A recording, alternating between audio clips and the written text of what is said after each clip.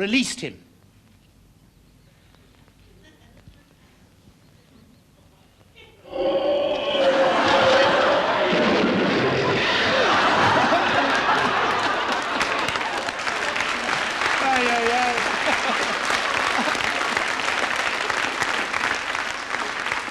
Better than the movie. That's some of them are better than the movies, aren't they? Yeah.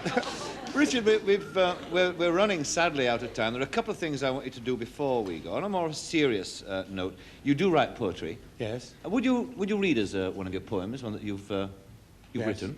I will. I've been writing poetry for years, and I've just had my volume accepted by Random House in New York. Yes. I was paid a fortune, believe it or not. So I've been writing poetry since I was about, I can trace them back to 9. I was a great hoarder. My mother was a great hoarder of things, too. She kept her wedding dress and her shoes and her purse and that. I'm the very same. I keep everything. And luckily, I kept all the poetry that I wrote since I can, as far back as I remember. So that my poetry, being published this August, will include poems from 1939 up to 1973. That means when I was 9 years of age, right, up to now. And this is one. It's called Our Greenhouse, and it was written in 1942, which would make me 12. Give my age away, Richard. It's called Our Greenhouse. The great fantasies that children go through when they're kids. Our greenhouse was where Beau Geste ran to, deep in the desert. Our gooseberry bushes was where I ambushed all the Wells Fargos. Our apple tree was where I played Tarzan with my neighbor Sally. She wasn't as pretty as Maureen O'Sullivan, but I forgave her when she rescued me from the hungry crocodiles.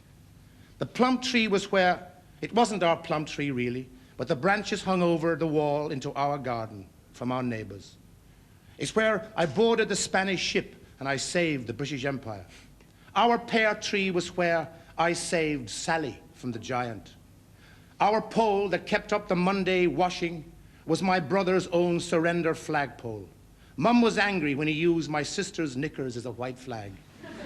The garage without the car was where I judged the bad and was judged when bad. The garage with the car was the plane I bombed the Germans from, the ships I captained, the tanks I drove, the stagecoach I killed Geronimo from. He died 5 times. My brother said I was a lousy shot, but the truth was he was a bad loser. The outside toilet was the electric chair. That game I didn't like very much. But then I got to play Jimmy Cagney. Our lane was where I captained Ireland against England at rugby, kicked endless goals and was carried off the field, shoulder high, by my thousands of fans and called the greatest ever. I won everything my heroes won in our lane. I was the greatest ever until I took a bath. Then I was me again, the middle son of a family of 8, wearing his elder brother's hand-me-downs. Our house was where my mom and dad lived, and at night, it was the happiest place I traveled to all day. That's one. That's nice, I like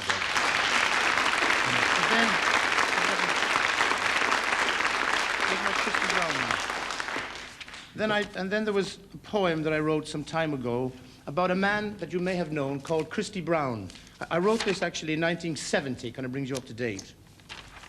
Christy Brown, I don't know if anybody knows Christy Brown, but just a quick brief history. Christy Brown was a man, an Irish child that was born and presumed to be at birth a vegetable. He had no use of his arms or his legs or anything. And he was put into, he had a large family and they lived in a Dublin slum. And he was left in a little box. And the people used to come, the priests used to come with the doctors and just say, Mrs. Brown, you must put your child into a home that can care for these type of children. But she was too proud, and it was her son, and she didn't want him away from the family, though he did upset the family and the brothers and sisters, seeing him a total cripple without use of his arms or legs. Indeed, he couldn't even speak. And one day when he was 8 years of age, she noticed that he put out his left foot and he caught a piece of chalk between his toes, and he drew a line on the concrete slabs of his kitchen. He was trying to communicate, and she saw this, and she picked him up and said, you know, there probably is a brain here, if nothing else. So for years and years, she read him Shaw. As a kid, first nursery rhymes and Grimm's fairy tales and so forth. As he grew older and older, she read him Yeats and Shaw and Keats and Thomas and all the great writers of our time. And when the boy was 20, he tried to communicate again with his mother, and using these guttural sounds, she found he was trying to write a book. And he told her, he dictated a book. And the book was called My Left Foot, and it was published. It was fairly successful. But then about 3 years ago, with the money he made from the book, he bought an electric typewriter, and he taught himself to type. They found the only part of his body that functioned was his left foot. And so with his left foot, he taught himself to type. And he typed a book called Down All the Days, which has become a kind of classic in the English literature. Well, I had the opportunity of meeting Christy Brown and reading passages from his book on television. When I met him, I wrote him this poem. Christy Brown came to town riding on a wheelchair. Christy Brown came to town riding on a wheelchair.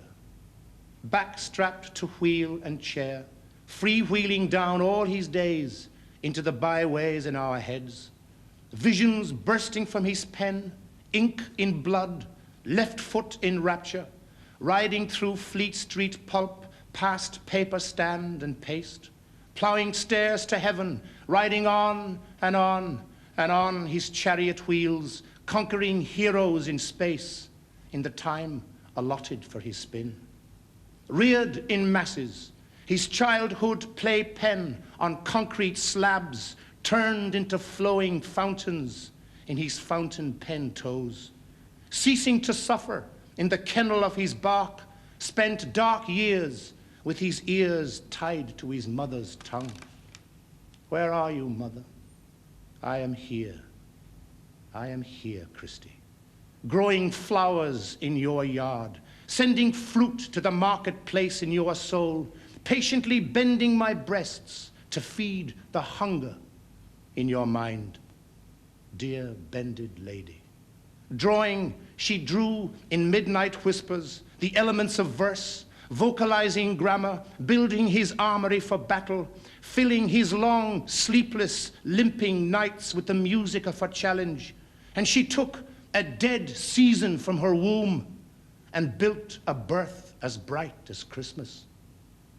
In his schoolroom slum that buried some and crippled most, the toast from her womb grew legs in her words and walked long distance to the corners of the earth, striding beyond Gethsemane, past the avenue of sorrows, out of Golgotha into resurrection.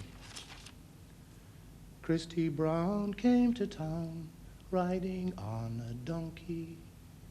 Christy Brown came to town riding on a donkey. Streets in palms carpeting his Sunday visit.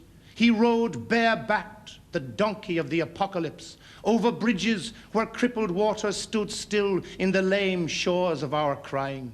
He rode heaven high over tears and pity, through the attending city where skeletons hid high in the cupboards of our complacency. He rode on and on and on and on. He rode on the laughter in his sighs, everlasting in song, storming our ears in wonder, making his face shine upon us, and throwing from the seaweeds of his wisdom iodine to heal the wounds of a waiting world. Thank you.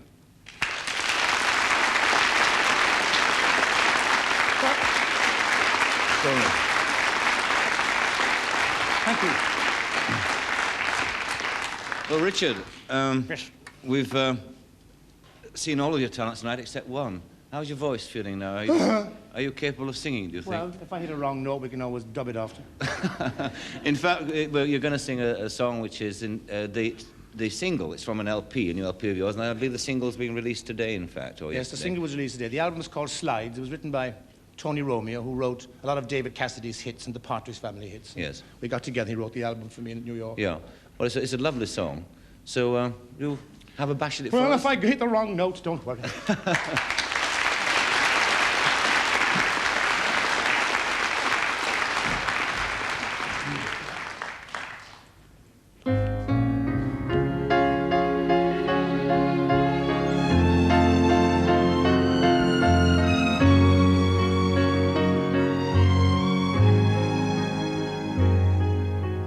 I don't have to tell you, 'cause you know I've been around before.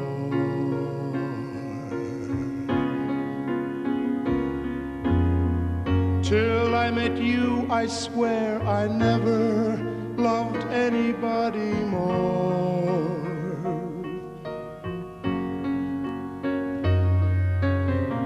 You are the only thing in life I know I'm not wrong about. And I'm feeling so strong about you now. You know how to make my motor go. You know, you know, you know, you know. When I was younger, I would spend my days and nights alone.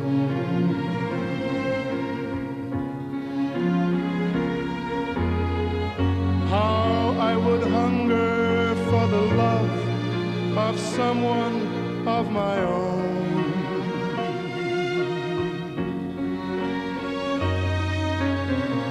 You are the only way of life I dreamed every night about. And I'm feeling so right about you now. You know how to make it all come true. You do. And I don't have to tell you how the kindness in your eyes pulled me home when I strayed so far from shore. I wasn't waving, I was drowning, and you're the only one who saw.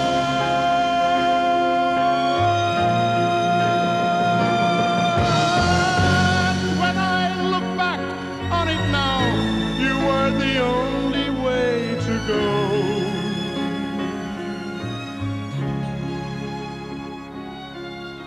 'Cause I don't have to tell you, 'cause you know, you know, you know, I know, you know.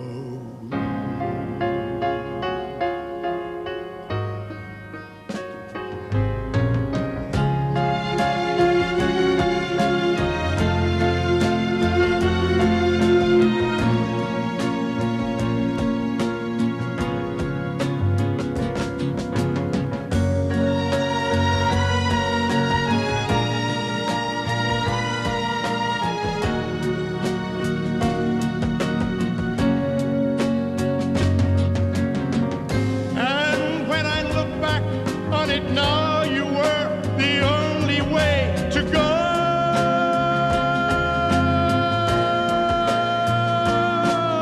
But I don't have to tell you, 'cause you know, you know, you know, I know, you know.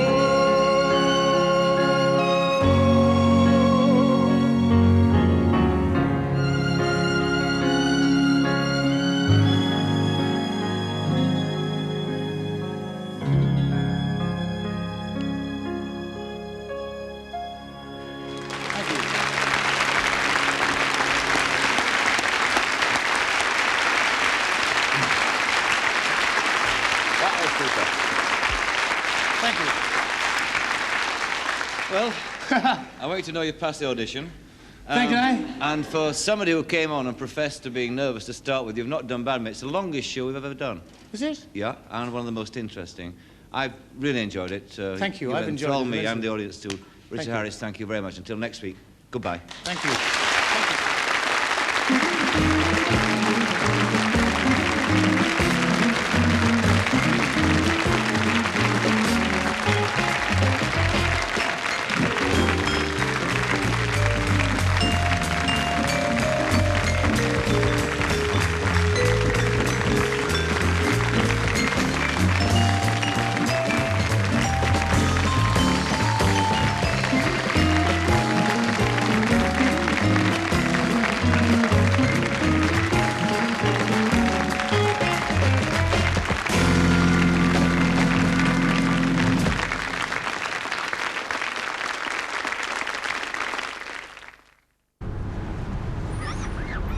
What, so?